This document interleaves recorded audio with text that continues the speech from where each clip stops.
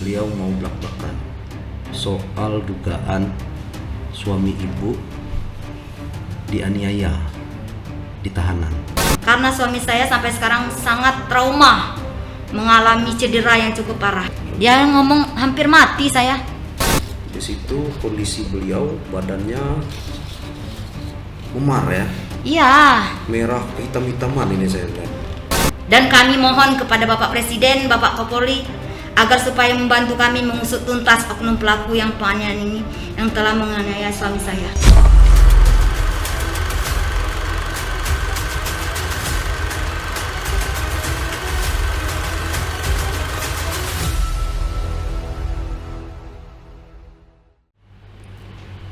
Bismillahirrahmanirrahim. Assalamualaikum warahmatullahi wabarakatuh. Jumpa lagi di podcast Bongkolen Times. Dan siang ini Selasa tanggal 27 ya. 27 Juni 2023 ya, saya bersama seorang ibu ya, inisial YS dulu ya. Iya. Tinggal di mana, Bu? Di Perumdam ya, Kota Bengkulu. Kota Bengkulu. Perumdam Kota Bengkulu. Dan hari ini beliau mau blak-blakan soal dugaan suami ibu dianiaya di tahanan. Ya, pada saat penangkapan itu di waktu malam tanggal 23 Februari tahun 2023. Saat kejadian itu, sebelumnya itu dia ditangkap tuh. Saya tidak, soalnya saya pada saat di rumah nggak ada. Nggak ada. Tapi sebelum cerita lengkap ini, kan agak panjang gitu. Iya.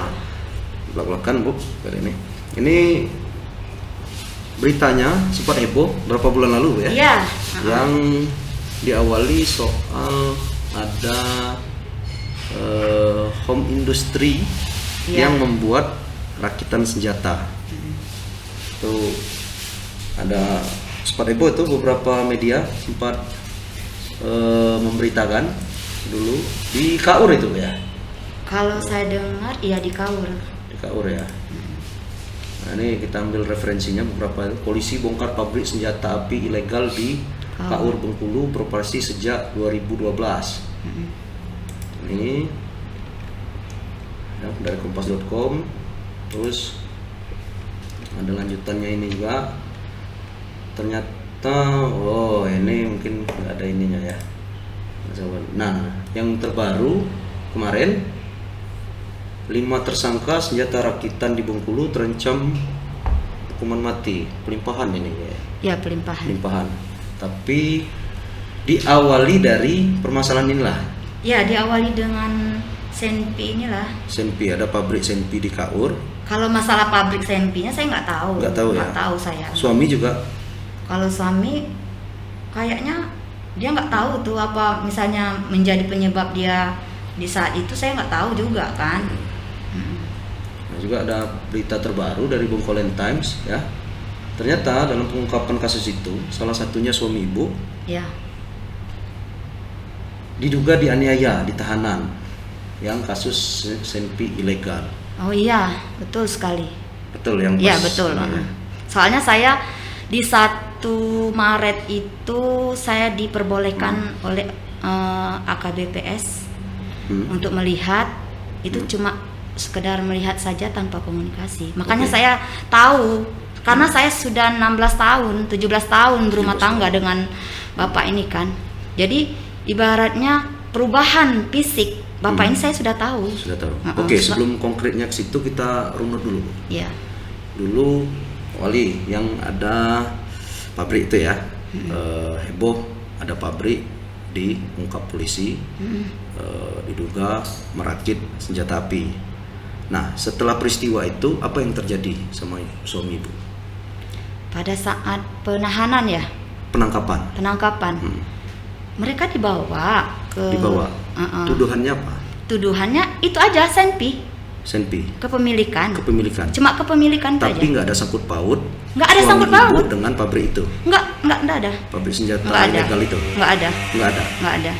Oh, jadi polisi datang ke rumah. Iya. Nah, ceritanya gimana?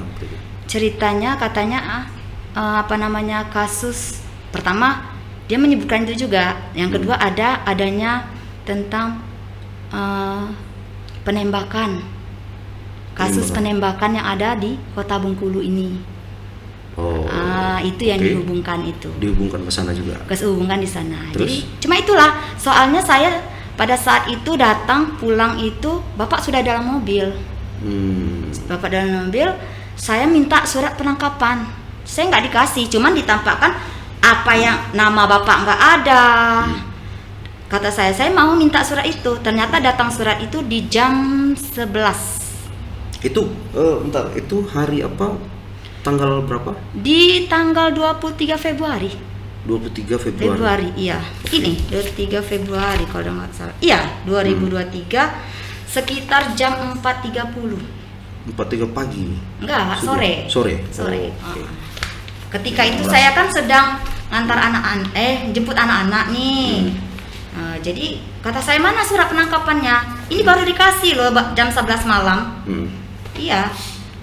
Karena saya nggak didampingi RT RW, kayak perompak mereka di sana. Malahan barang-barang yang belum dikembalikan yang diambil sama mereka. Iya, waktu penggeledahan itu sampai detik ini belum. Apa aja yang diambil? Seperti ngomong power bank. Oke. Sudah tuh pisau-pisau Bapak kan yang tidak ada hubungan itu diambil semua sebanyak 5. Sudah tuh senampang angin yang memang tidak ini bukan senjata api. Bukan senjata api kan? Tapi senjata angin. Itu 2, iya senampang angin itu 2. Lengkap itu. Ada senjata api diambil dari rumah? Enggak ada. Enggak ada. Setahu saya Bapak tuh memang enggak ada. Setahu saya, karena saya enggak tahu sama sekali kan urusan itu. Apakah dia dikena jebak? Saya enggak tahu soalnya. Soalnya Bapak, saya memang enggak tahu sama sekali pada saat itu kan. Suami Ibu inisial R ya? Iya, betul. ASN di dinas. Oke. Kabupaten, kota? Provinsi.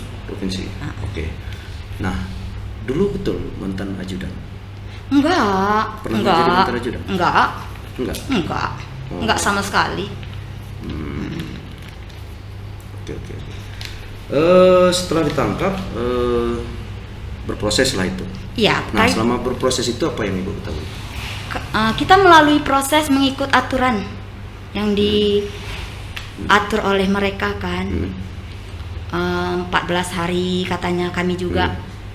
Kalau kami kan punya pengacara nih. Pengacara Pak Mudawarman Yusuf dari Jakarta sama Bapak Nedi. Kan. Ketika itu kami 3 hari atau seminggu itu kami mendatangi untuk menjenguk. Kami kunjungan karena PA biasanya dia bebas waktunya kan. Iya. Kapanpun dia bisa. PH ya. PA. Pendampingan. Pengacara itu. Katanya belum bisa isolasi. Saya juga sebagai istri juga nggak bisa. Mau lihat aja gimana fisik Bapak itu karena kami dikabarkan di malam tanggal 23 itu Bapak itu terjadinya penganiayaan. Dugaan penganiayaan. Iya, dugaan penganiayaan. Kami ditelepon, Bapak itu pakai kursi roda, pingsan kondisinya. Pingsan. Kondisinya seperti itu. Cuma dapat kabar, tapi Ibu nggak bisa jenguk suami Ibu. Kami di sana kami mau jenguk kayak gitu kan, karena yang ngasih ngabar masih saudara kita juga. Yang kerja sana kayak gitu. Iya. Jadi selain Ibu dengar soal beliau itu ada dugaan penganiayaan apa ini, kabar dari Bapak waktu itu apa aja? Kami belum ada kabar di saat itu. Enggak dapat kabar. Tidak ada informasi karena kami datang secara langsung gimana kabar Bapak. Kami mau lihat kayak gitu nah. Tapi akses untuk melihat itu tidak bisa. Malahan kami menelpon pengacara kami menelpon Bapak ini siapa? AKBP siapa ini tadi? AKBPL menelpon tapi nggak ada tanggapan. Kami pun sudah menyebutkan bahwa ada dugaan penganiayaan, tapi mereka nggak ada tanggapan. Tapi waktu itu kita nggak diizinkan untuk nggak sama sekali. Berapa lama nggak bisa ketemu?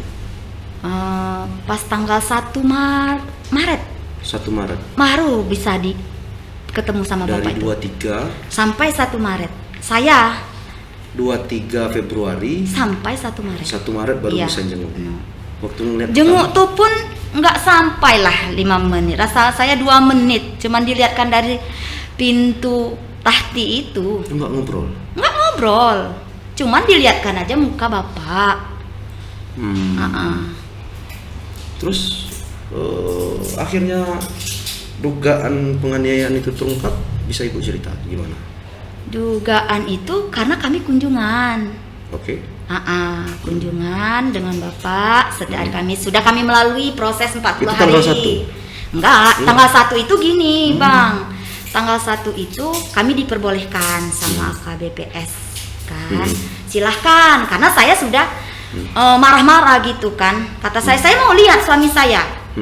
Entah dia tangannya patah. Saya bilang matanya copot 1. Saya bilang seperti itu, terus terang. Keadaan fisik dia yang tidak ini, saya bilang kan. Akhirnya diperbolehkan. Bolehkan masuk. Anggota dari sana kan mengiring saya ke tahti. Jadi saya lihat, cuma kasih semangat lewat tangan aja, semangat lihat dia kan. Saya kan dengan bapak nih, kita berumah tangga Bang. Kita tahu perubahan suami kita. Yeah. Dari fisik dia, dari ibaratnya dari ujung rambut sampai ujung kaki kita tahu. Dari situ saya lihat perubahan bapak tuh mukanya bengkak. Jadi waktu tanggal 1 itu belum ada cerita soal dianiaya karena nggak bisa ngomong gitu. Nggak bisa ngomong. Tapi berita yang dikabarkan waktu masuk rumah sakit Bayangkara itu sudah ada.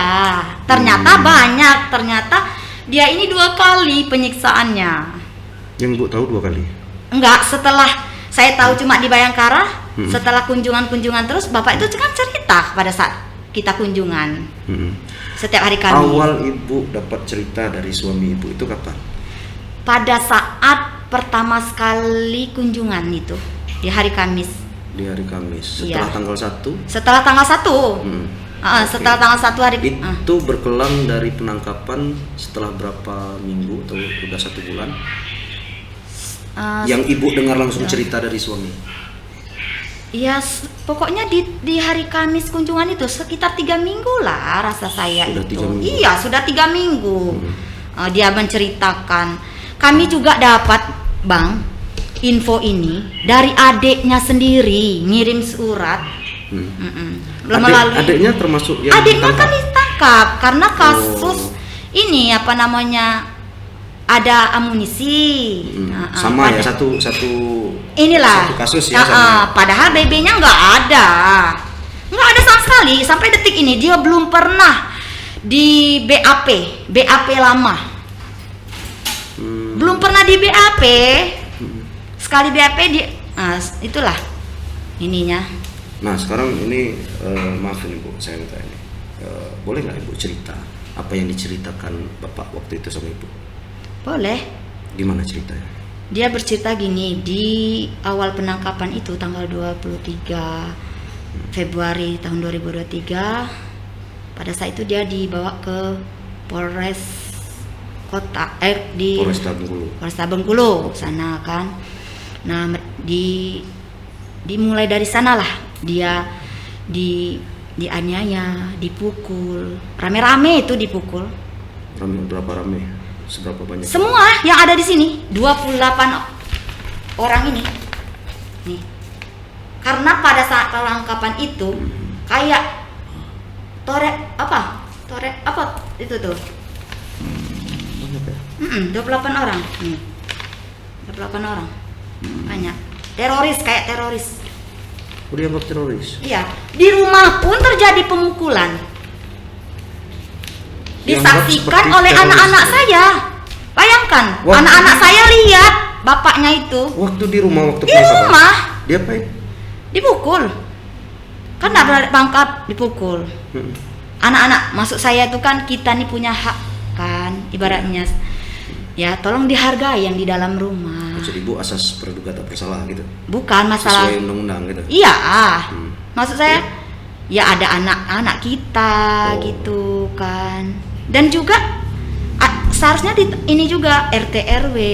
Melibatkan apakah barang itu memang ada? Kan harus ada saksi kayak gitu. Saya kan sempat tanya itu. Oke, lanjut tadi dibawa ke Polres. Terus kata ibu terjadi dugaan penganiayaan itu oleh 28 orang. Ya, oknum ini tadi ya. Habis itu cerita apa lagi Bapak? Cerita katanya pingsan mereka. Bapak pingsan kan? Okay. Nah, dia dimasukkan ke rumah sakit Bayangkara. 2 orang perawat, yang satu motoin dia kan, keadaan pingsan itu. Yang pingsan pakai alat-alat ini. Ya, deteksi ini kesehatan itu. Kata orang rumah sakit belum bisa kalau mau dibawa hari ini. Malam itu juga katanya. Bapak ini dalam kondisi parah. Dipaksakan oleh mereka dibawalah ke Polda. Ibu tahu waktu beliau kondisinya dibawa ke rumah sakit sudah parah gitu. Nah, kami kan cuma dikabarkan itu ada mamang katanya masuk rumah sakit. Mereka cepat-cepat itu bawa lagi. Seharusnya inap dia. Foto-fotonya sudah disuruh hapus. Marahan yang ngasih kabar ini dapat masalah. Dapat masalah maksudnya? Iya. Dia ngabarin ke ibu. Dapat masalah apa dia? Nah, karena memberikan informasi kepada kami. Saya nggak tahu lagi apakah dia masih di sana atau tidak, saya tidak tahu lagi itu. Dia orang rumah sakit itulah. Dia orang rumah sakit itulah. Yang jelas mereka dikasih peringatan kayak gitu kan. Okay. Saudara ini baru juga kerja di sana. Makanya itu kan. Setelah itu dibawa ke Jatarnas, kata bapak tuh kan, di sana dipukul lagi mereka. Dipukul. Cuma suami saya aja yang dipukul tuh. Yang lain enggak. Ada 5. Iya, yang lain enggak ada. Suami ibu. Iya, suami saya. Entah apa yang digali dia dari pertanyaan saya tak tahu. Okay. Tapi yang tahu itu kan suami. Sebenarnya saya juga nggak usah ini kan. Nanti ada masanya dia memberikan informasi lagi kan. Mungkin info apa yang mau dia gali kan. Sebenarnya catatannya tuh ada semua di sini. Oh, itu catatan apa? Iya, catatan dari suami saya. Dari cerita dia ini. Boleh ibu bacakan? Mau ibu bacakan? Boleh. Biar ini. Boleh. Penonton tahu seperti apa masalah. Ini panjang juga ceritanya nih, tapi ini ya. Kronologi penangkapan yang dilakukan oleh polisi yang terdiri dari 28 orang dan ditambah dengan kota dan rombongan.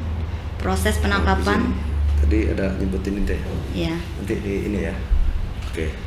Terjadi pada tanggal 23 Februari 2003 sekitar jam 16.30 WIB. Penangkapan tidak memenuhi SOP penangkapan. Oke. Karena oknum menangkap saya seperti perampok yang masuk ke rumah. Mereka langsung memukul dan menodong senjata yang sudah dikokang kepada saya di depan anak-anak dan istri saya. Mereka memukul dan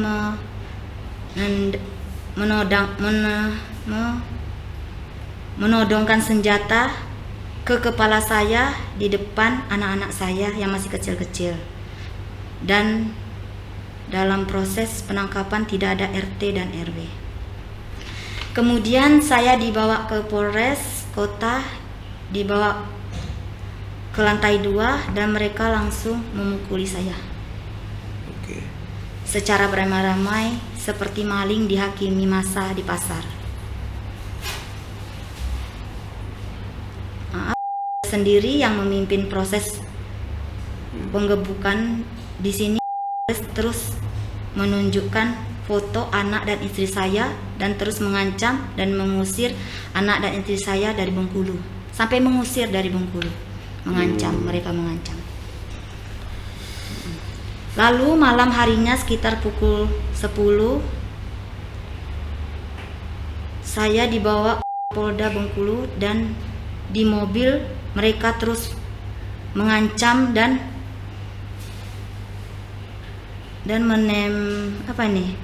tulisannya agak ini juga. Oke, nggak apa-apa, lanjut. Iya, setelah sampai di Polda Bengkulu, saya langsung dimasukkan ke ruangan Jatarnas dan kembali dipukuli secara beramai-ramai oleh seluruh penyidik dan oknum yang menangkap saya dengan menggunakan senampang, pistol, dan tulisannya agak ini juga Bapak nih. Oke. Saya dengan dan memukuli saya dengan menggunakan sepatu kayu dan kokang senapan. Setelah itu saya dibawa ke tahti. Oke. Di tahti saya dimasukkan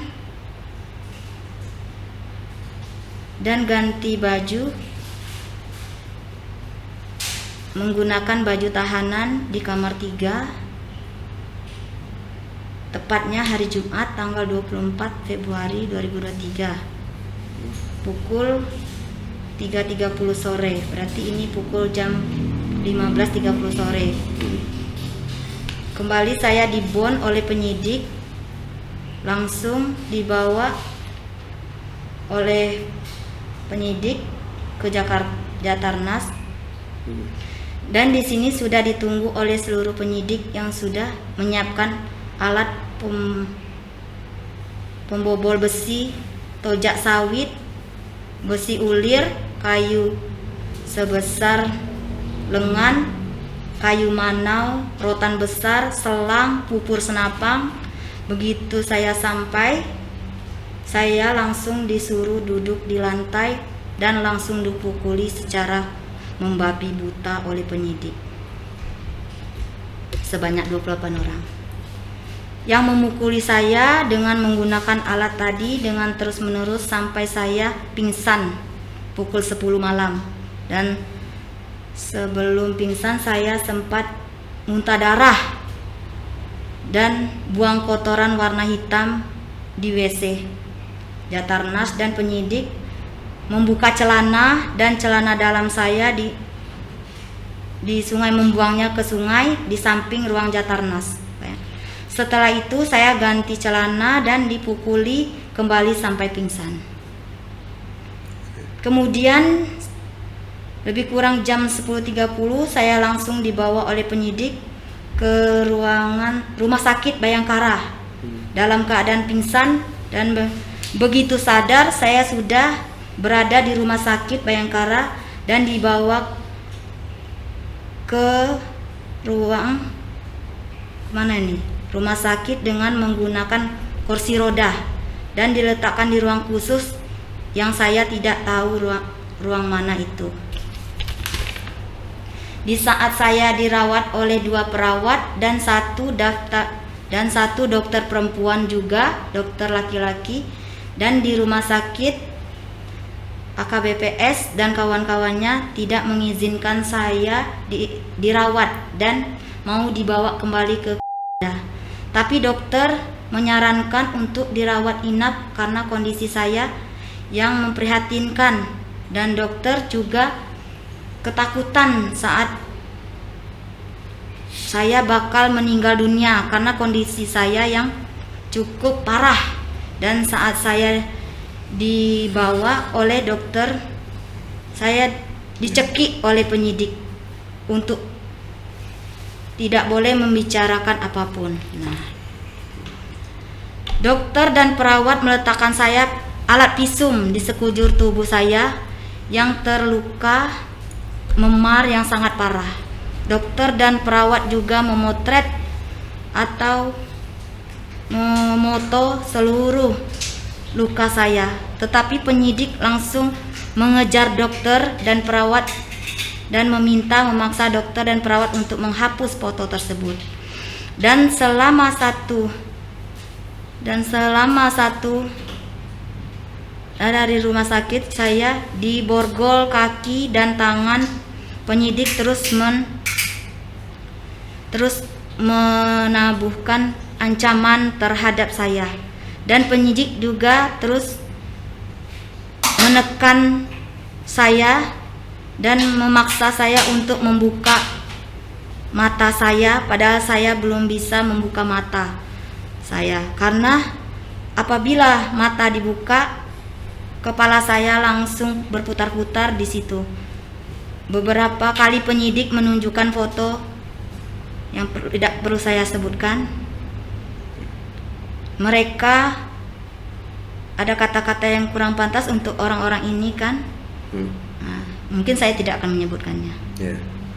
Kemudian memaksa, kemudian sekitar jam 12 siang saya kembali dibawa ke Polda dengan Ke Polda maksudnya? Ya, ke Polda. Dan dengan paksa karena dokter dan belum menyetujui. Oh, dibawa ke Polda. Untuk dibawa, dan mereka memaksa untuk dibawa.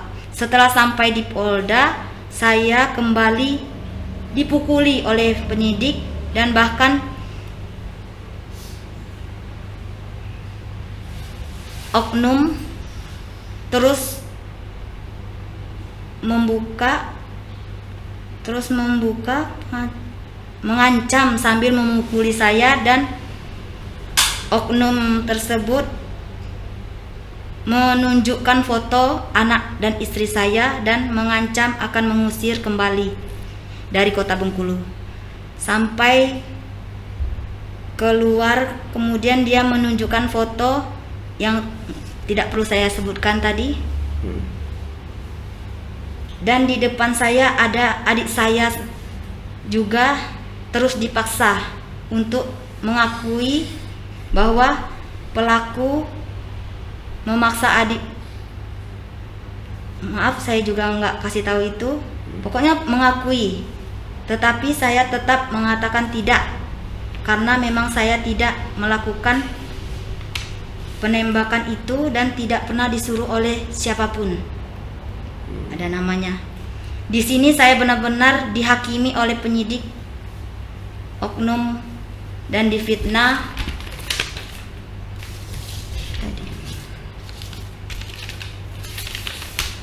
Dan setelah itu kami dibawa bersama-sama dengan adik saya ke Tahti. Catatan saat saya dipukuli, yang menyaksikan saya dipukuli oleh atau sebutannya dan adik saya. Yang menyaksikan itu? Iya. Itulah itu cerita. Beliau tulis sendiri? Beliau tulis sendiri? Iya, beliau tulis sendiri. Pak Erni ini yang nulis sendiri? Iya, ya sendiri yang menuliskan ini. Oke, perkara itu sudah Ibu laporkan? Sudah saya laporkan di hari Jumat tanggal 23 Juni 2003 sekitar pukul 15.35 WIB. Termasuk catatan dari beliau itu? Iya. Kalau itu nggak saya laporkan. Saya cuma ini aja, foto. Foto aja. Karena alat bukti saya itu. Karena kalau sekedar kata-kata mungkin mereka nggak ini kan. Jadi waktu itu Ibu sudah dapat langsung foto ini atau waktu itu belum? Baru dengar-dengar saja. Cuma ini kan kita cuma dapat cerita dari Bapak dan Rumah Sakit Bayangkara. Kami memang sengaja maunya foto, pikir kami kan. Tapi Bapak ini setiap kami kunjungan katanya ada foto itu katanya di Propam. Orang Propam cerita, alat-alat buktinya dari sana semua, dia bilang kayak gitu kan. Sampai akhirnya Ibu punya sendiri. Sampai akhirnya itulah Bang, Tuhan Allah yang nak nunjukkan ini tadi. Akhirnya di malam hari Rabu tanggal 31 Mei sekitar pukul 20.32 WIB saya mendapatkan foto ini. Dikirim oleh adik saya sendiri. Dapatnya dari, karena mereka kan pastilah Bang itu tidak mau ini juga kan dengan ini. Jadi ini foto-fotonya ya? Iya, ini foto-fotonya. Nggak saya lihatkan banyak ya? Ya, 6 lembar itu. Di situ kondisi beliau badannya memar ya? Iya.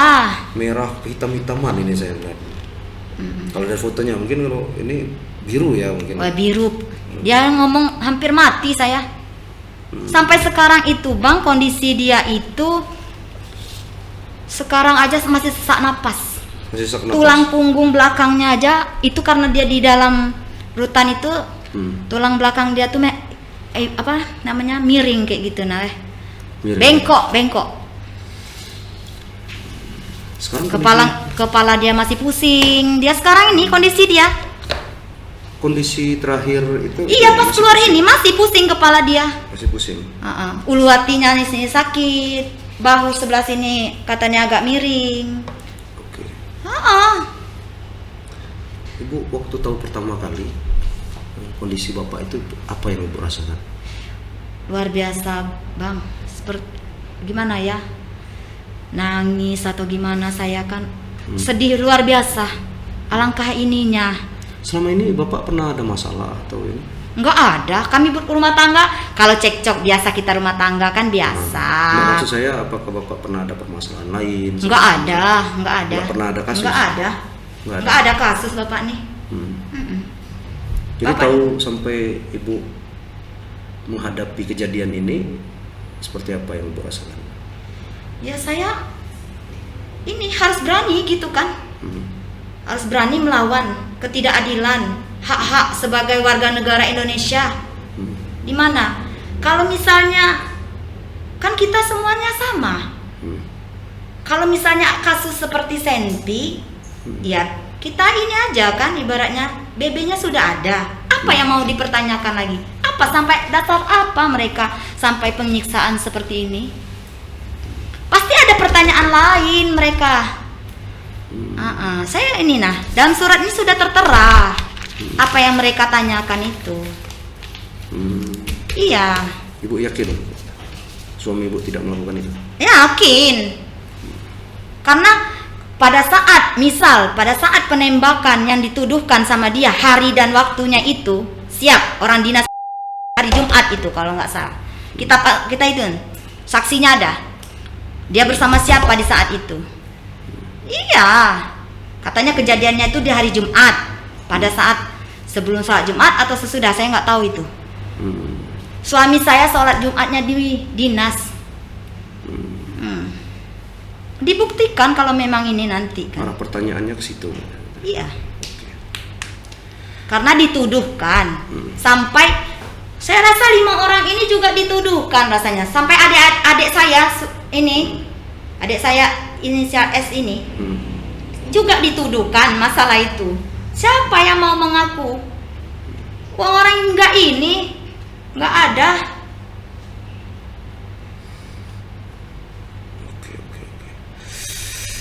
Harapan ibu apa dari peristiwanya? Harapan saya ditindaklanjuti segera. Lanjut. Secara pidana. Sejauh ini perkembangan Pelajaran bagi oknum-oknum itu kan. Kenapa sampai seperti ini kayak gitu apakah mereka tidak mempunyai kode etika, kode etik kayak gitu kan. Sejauh ini proses yang sudah berjalan dari laporan ibu apa? Sejauh ini sudah masuk laporan itu. Kita menunggu saja. Kak saya kemarin sudah di BAP. Sampai jam berapa itu? Bapak juga dari periksa soal masalah ini? Belum, karena mereka akan bakal ke sana kan. Mereka yang akan ke sana. Saksi juga. Saksinya adik saya sendiri di situ menyaksikan. Itu peristiwa itu terjadi ya? Iya. Oke. Sekarang Bapak di rutan ya? Sudah dilimpahkan ya? Sudah. Belum. Ya, ke sana. Kalau pelimpahan ke pengadilannya belum. Belum ya? Belum. Baru pelimpahan kejaksaan. Tahap 2? Tahap 2 ya. Sudah lengkap ya? Sudah lengkap. Dalam kasusnya itu. Kalau ke pengadilannya di sidang belum? Belum di sidang. Ada yang mau Ibu sampaikan? Oh iya, saya mau sampaikan, ada sedikit saya mau sampaikan.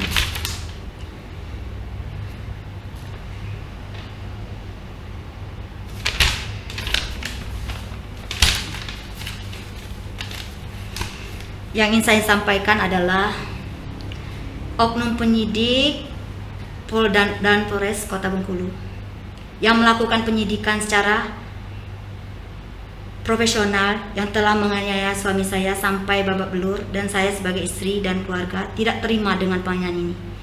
Dan saya minta pihak yang berwenang untuk segera memproses laporan saya ke Divisi Propam tanggal 23 Juni 2023 hari Jumat pukul 14.30 WIB Polda Bengkulu.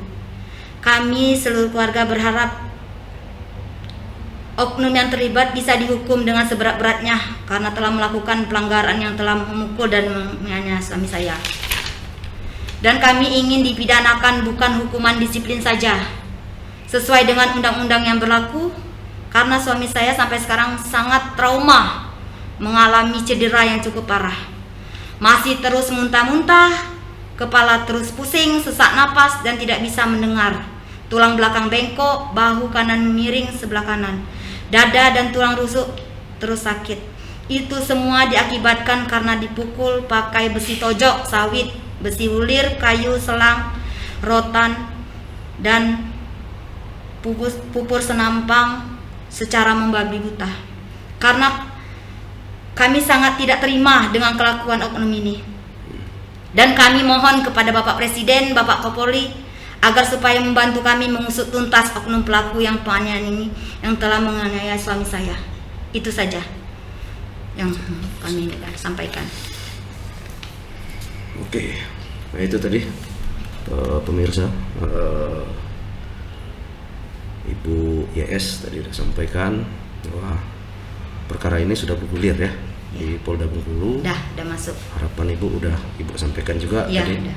Nah, sebelum ini kami sudah sempat mengonfirmasi langsung dari tim Bengkulu Times ya, wartawan Bengkulu Times mengonfirmasi langsung ke Polda Bengkulu bersama Kabid Humas Kombes Pol Anwardi. Nah ini kita ada videonya. Sebenarnya kita tadi juga mengundang ke podcast ini agar berita ini dua sisi. Tapi beliau bilang cukup dari video, kita tayangkan di sini. Konfirmasinya sebagai berikut ya. Izin Pak Kabid, informasi ada laporan dugaan penganiayaan yang dilaporkan oleh salah satu istri tahanan ke Propam Polda. Nah itu benar Pak Kabid? Ya, laporan itu sudah diterima sama Propam dan saat ini yang bersangkutan sudah diperiksa, sudah diproses ya, sambil kita nanti dari hasil pemeriksaannya tersebut kita menunggu perkembangannya, nanti disampaikan. Terima kasih Pak Kabid. Nah, seperti beliau sampaikan di videonya tadi, di video wartawan Bengkulu Times, bahwa benar ada laporan Ibu YS terkait suaminya yang diduga dianiaya oleh oknum-oknum, baik itu di Polda Bengkulu ataupun di Polres Bengkulu. Ya, mudah-mudahan cepat kelar masalahnya, Bu. Amin. Ya. Mudah-mudahan cepat segera selesai kan. Dan bisa kembali berkumpul lagi. Ya. Dari proses ini ada harapan Ibu dari kasusnya itu apa yang mau sampaikan? Dari kasus ini kita belajar ya bahwa Maaf, maksud saya bukan yang penganiayaannya. Bentar lagi sidang tuh. ya, Ada nggak yang Ibu mau sampaikan untuk suami apa? Untuk dalam suami proses ya? kasus suami. Kasus suami kita ngikutin prosesnya aja sesuai dengan aturan undang-undang yang berlaku. Oke. Kita sebagai warga negara Indonesia mematuhi semua yang apa menjadi yang dasar atas semua. Jika hukuman akan yang diterima nantinya kan. Dari mudah-mudahan kami sekeluarga bisa berkumpul kembali secepatnya kan dalam waktu dekat ini.